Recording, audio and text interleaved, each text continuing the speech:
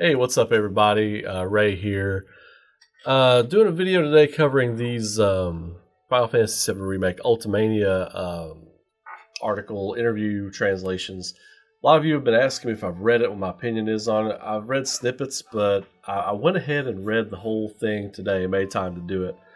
But before I get into all that, if you all would, throw a like on this video, subscribe so that more people can see my content and get that out there for everybody. Everybody can see the hard work going into the channel. I really appreciate it. Thanks for all the love that you all have shown me so far. I want to go ahead and get into this a little bit. I'm not going to read the whole interview because a lot of you all have read the whole thing. But I did make some notes on some key points that I want to get into and kind of give my take on.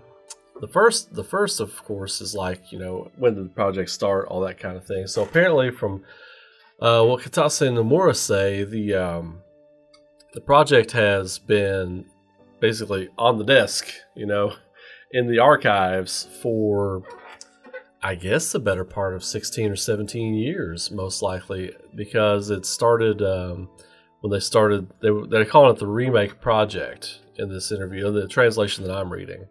It was to come after Crisis Core, Dirge Cerberus, Advent Children, Before Crisis, all that. It was supposed to be like kind of the fifth piece of all of that. In that part, they talk about the challenges that they were facing. They wanted to go ahead and get the project going as the franchise was nearing its 25th anniversary, the franchise being Final Fantasy, which would have been 2012, I believe. Yeah, 2012 was the first one, came out in 87. So 2012. And they talked about how they outsourced it to an outside company. Of course, I'm pretty sure they're talking about CyberConnect too. And they wanted to go ahead and get the ball rolling until key members of the development team for Final Fantasy VII were freed up from their projects. So one by one, key people started coming back into the project, and I guess when they had all the pieces in place to be able to pull it in-house, that's what they did. Which makes sense. There were a lot of reports going around at the time when there was that big delay and nothing had been coming out for Final Fantasy VII Remake for a while, right around 2017, I guess. People started talking, 2018, that CyberConnect 2 was like terminated. They pulled it in-house. They weren't happy with the quality or something like that. So according to this interview, that's bogus report. They just, apparently there was an understanding that they were to get the ball rolling, and then once the key members of development in-house were ready to take over the project, then that's what was going to happen. So then they go into, you know, asking if the title Remake has two meanings, and then they go on, and of course we as fans know that absolutely it does. It absolutely has two meanings. It's part of the plot, and it's also the remake, quote-unquote, remake of the game, re-envisioning, more like a sequel. But then they go on to state that Nojima was added to the team when the project was still being conducted by the external division team. And Nomura goes on to say that's right. You know, I'm reading verbatim on this one. He said, I was the one initially who wrote the main scenarios, and the external division team was responsible for writing the sub-scenarios. I'm assuming that means the side quests and smaller plot points and things like that. However, when we transferred the project to the in-house team, Toriyama-san, the co-director, got together and examined the scenarios we wrote up to that point. He then took all the scenes we had and rewrote them, and after examining them again, we decided that the project would take that form. The Kitase adds, after Toriyama joined, we were able to formulate the scenarios and insert them into areas of the game itself. To maintain the integrity of the story, we let him rewrite part of the story. And then the interviewer asks, Nojima-san, to what degree did you write the scenarios, and what is your specificity? I'm talking to Nojima here. Nojima answers, I get lost a lot in writing. I'm always concerned about keeping the characters, so I constantly make corrections. However, after I finished writing the scenarios, Toriyama-san and his scenario team, how many people wrote this thing? Add revisions, which are transferred to the dubbing phase, which also makes adjustments to the dialogue. So when the scenario comes to a conclusion, I'm not even sure what exactly remains of my initial draft. I had a feeling about that. Kitase adds, of course, developments in the main story are generally left as Nojima-san wrote them. The changes made are usually small details that are formulated in the story. This right here is the part where I'm like, maybe there's too many cooks in the kitchen with the story. Maybe there's too many cooks in the kitchen. So you got Nojima, who's a brilliant alpha level creative, right? And then he's basically passing off his stuff to Toriyama. Toriyama's getting together with his team of, who knows, it could be 5, it could be 20 writers, rewriting scenarios and stuff, giving it back to him for him to look over, him giving it back in for them to pass on to the dubbing process. The dubbing process makes changes. So I'm like, my God. I know it works like that in a lot of companies. There are a lot of like hands touching the script. But this kind of tells me that there were some points of the story that get a little convoluted. And, you know, the story has one direction. It's going in one direction. And I don't hate it. I don't even dislike it. I like the story. But there are points where you can tell it starts to branch. That I said to myself, this is a different writer right here. You know what I mean? Like this part of the game feels different. Like there were parts of Wall Market that felt like 3 different people wrote it. You know what I mean? There were parts of the Wall Market scenario feels like when you get there and you're going along your business, it feels like Nojima's writing. But then as you get into it and you get to the side quests and stuff, you're like, somebody else wrote this whole area. Somebody else wrote this whole area. Like Madam M and Andrea, Honeybee Inn, and then Chocobo Sam. The characters feel like they're written by Nojima. But those scenarios feel like they're written by somebody else. You know what I'm saying? So that was the first point in the story where I kind of started to feel disjointed a little bit. Not bad. I still enjoyed it. I still enjoyed that part. But I could tell there was some other fingerprints on it. And then Kitase goes on to say, whoa, hey, let's reel it back in. Just because other people wrote it, we want to make sure that everybody knows that Nojima's story is, for the most part, intact. So no worries. No, I mean, it's like, I feel like Nojima, I mean, not Nojima, but Kitase. Kitase, man, you know, I love the man. I think he's a great creator. I think he's a great producer. But I feel like with the Final Fantasy VII Remake, he has been doing not damage control, but crowd control almost, more so than anything. He's the guy that comes out and says, no, this is what we're doing. No, this is the direction on this. And here he's going, no. Nojima's script is still, for the most part, intact. You know what I mean? Wink, wink, nudge, nudge. For the most part. I love Kitase. I think he's great, but I wonder what his role as producer completely was on this project. I wonder, I get the feeling that he didn't have as much control on this project as a lot of people think he may have. I don't know. I'll never know. We'll never know, because they'll never let us know. He will never say. But I feel like he didn't have as much control in this project as we all thought he might have. Not that it's bad. The game's great. I love it. It's my goatee. It's awesome. It's amazing. They get into talking about how they wrote the characters, how they created the characterizations for everybody in the game.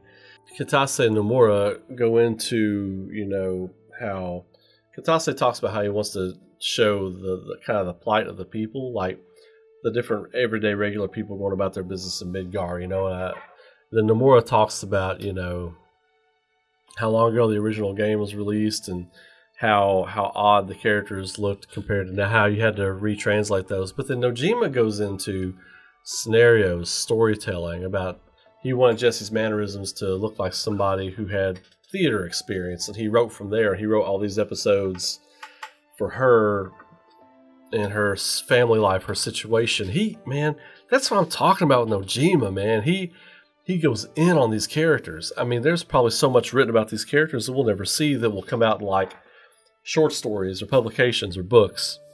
I mean, how much stuff did he write for Wedge and Biggs and all these other characters? Andrea, Jules, I mean, all these other characters who they just can't put into the game. You know, all the stuff that they just cannot possibly fit into the game, you know?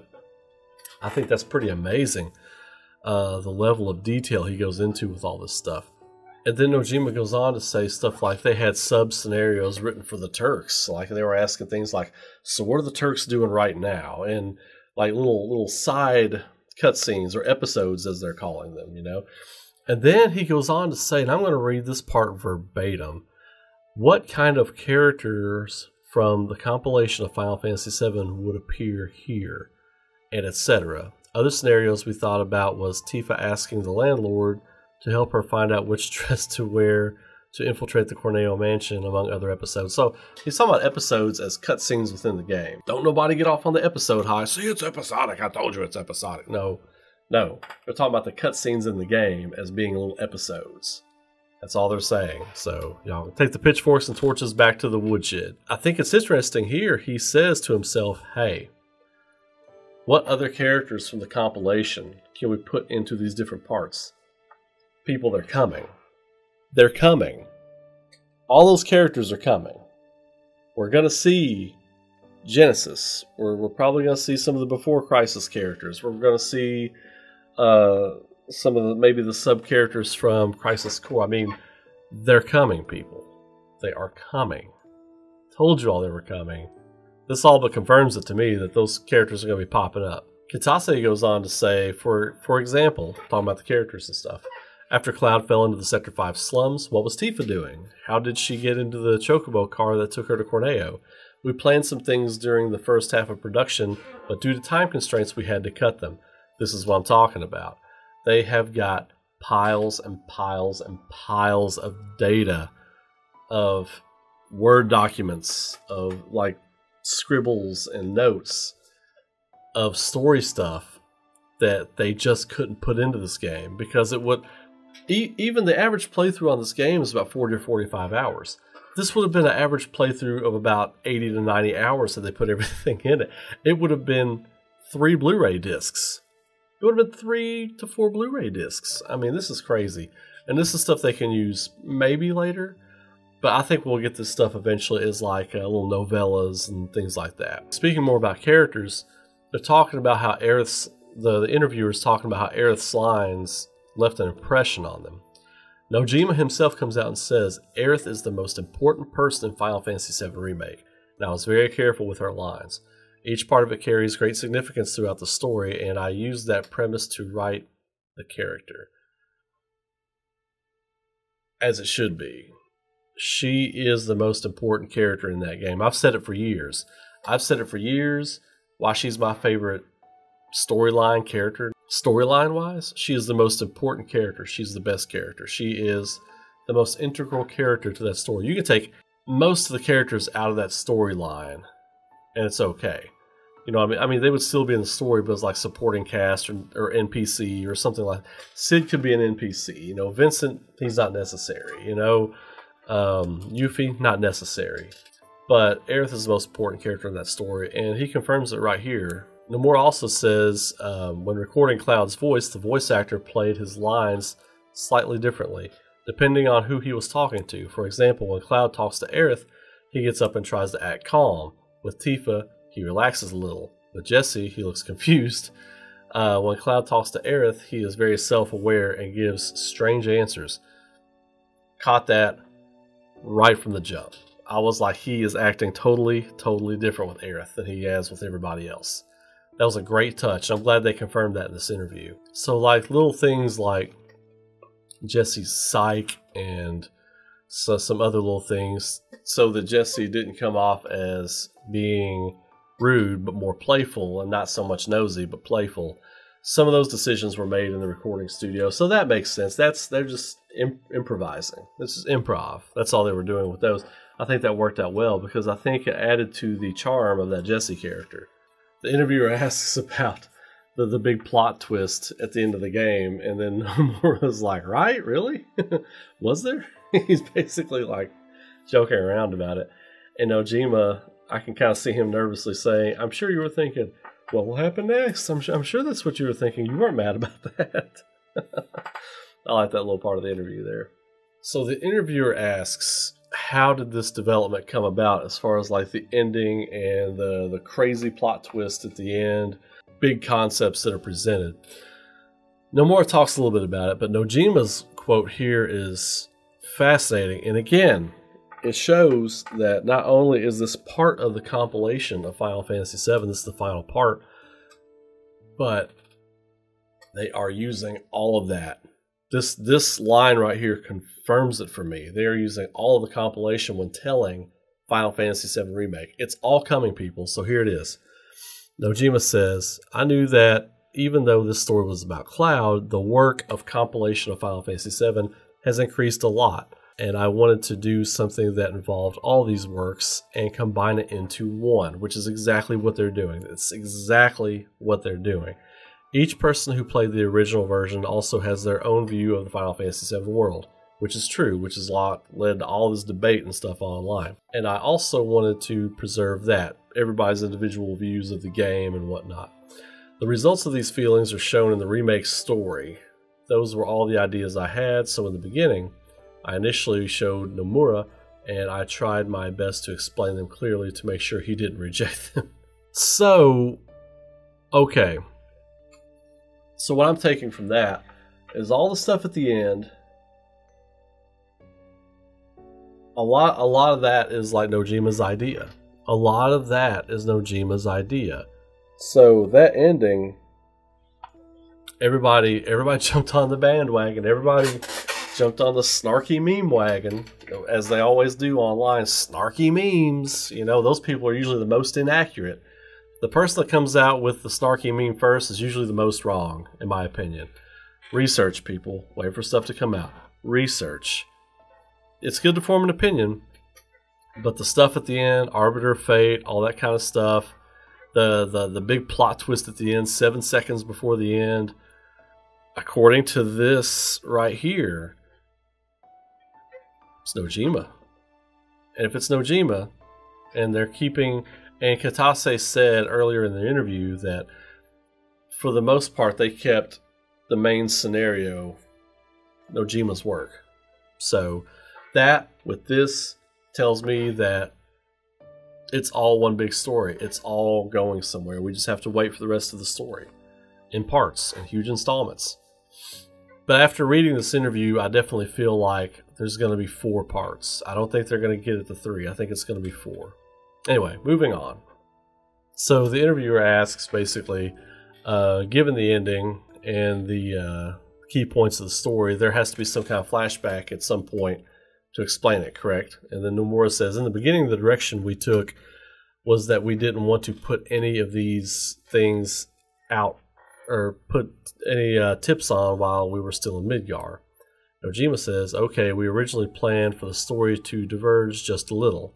And Nomura says, we think there is only a subtle change, where in the end, you see, spoiler alert, spoiler alert, spoiler alert, where in the end, you see Biggs alive, which makes you think, wait, this is weird, and gives a slight feeling of discomfort. But then the team thought, well, if there is room for more scenes, then let's add them. When we did that, there were scenes that we had to say, no, that doesn't work, and we removed it from the story. We didn't add any new things, but we did leave some scenes. Nojima says, I added about 2 or 3 scenarios myself to that.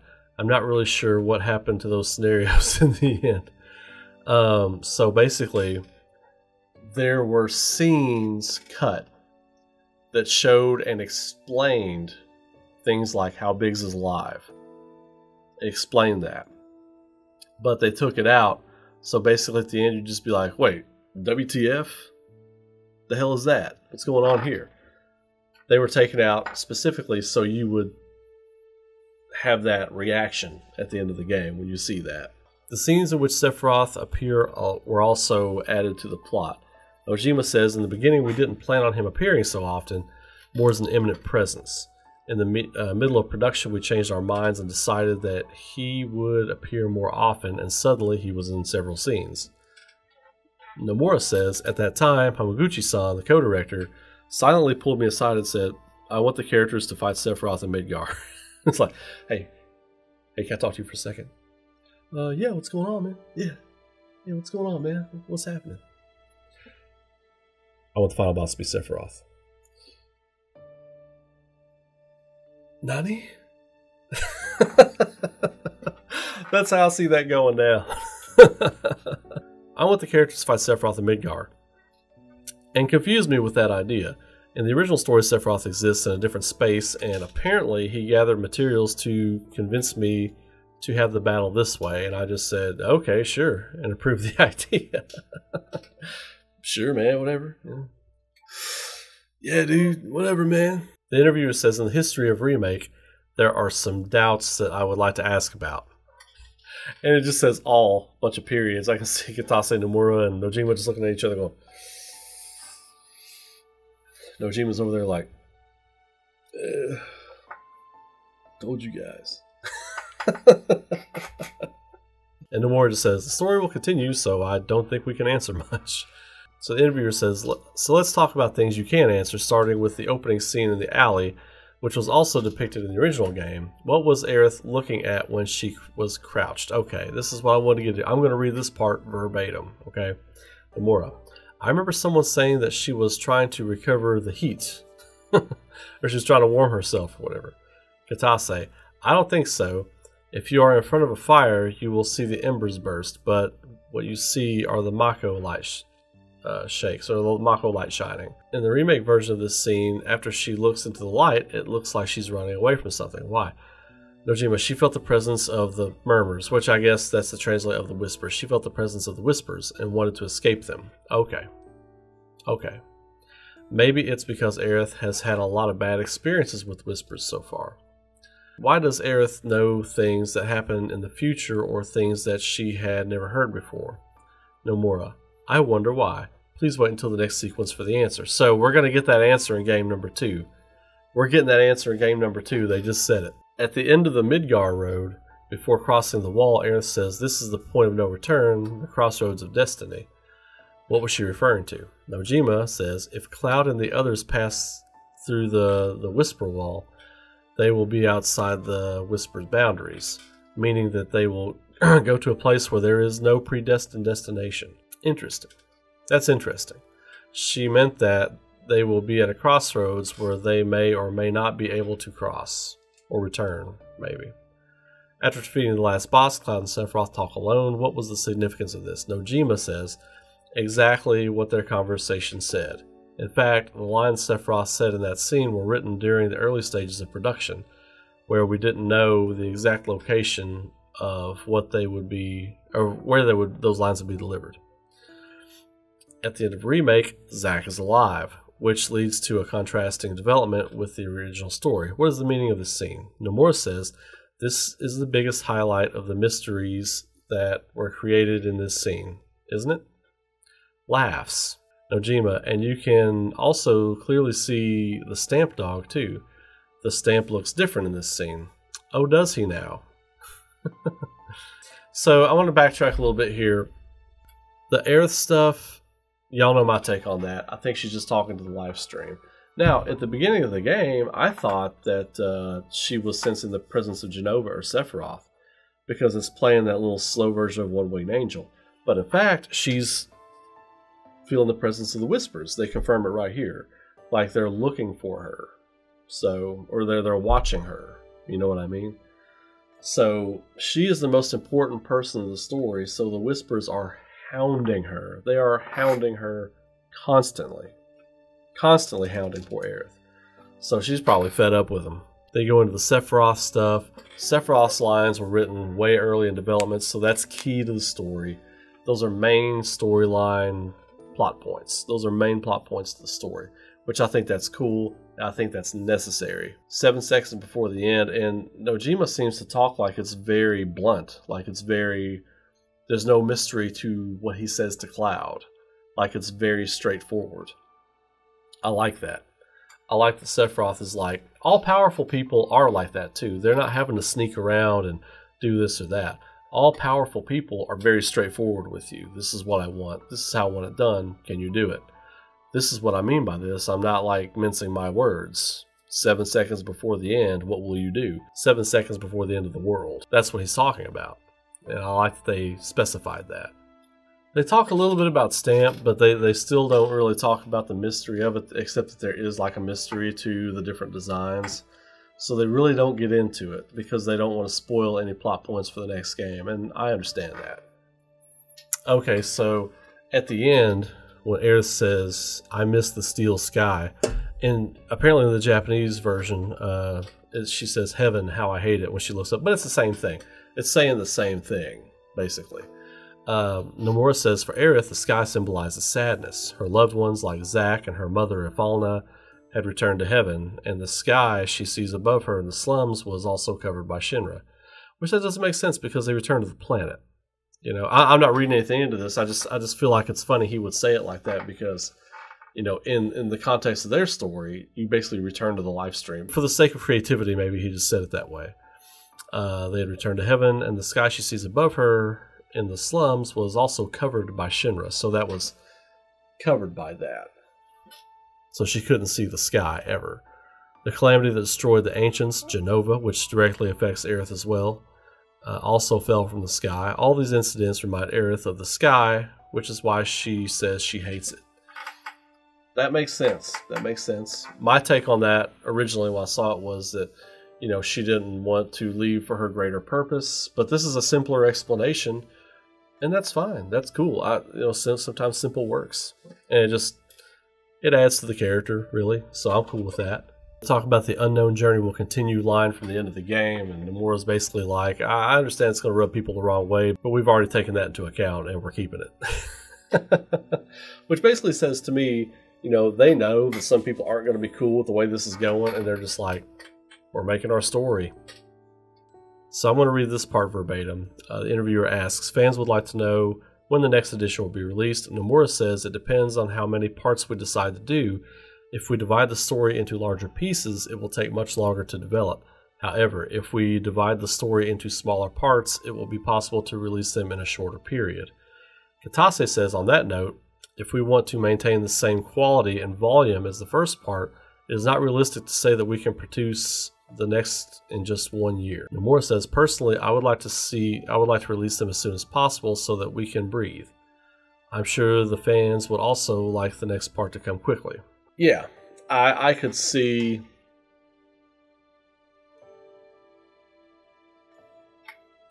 Honestly, I could see them releasing these going forward as downloads. I could see them releasing these as downloads. 10 to 15 hour story segments, maybe once every 6 months, once every 9 months. If they want to go that route, I think they could do that. I think they've already got a good head start on it. I think they're pushing pretty well. They've been working on it since November. So if they wanted to do a 10 to 15 hour experience, now that would be more episodic.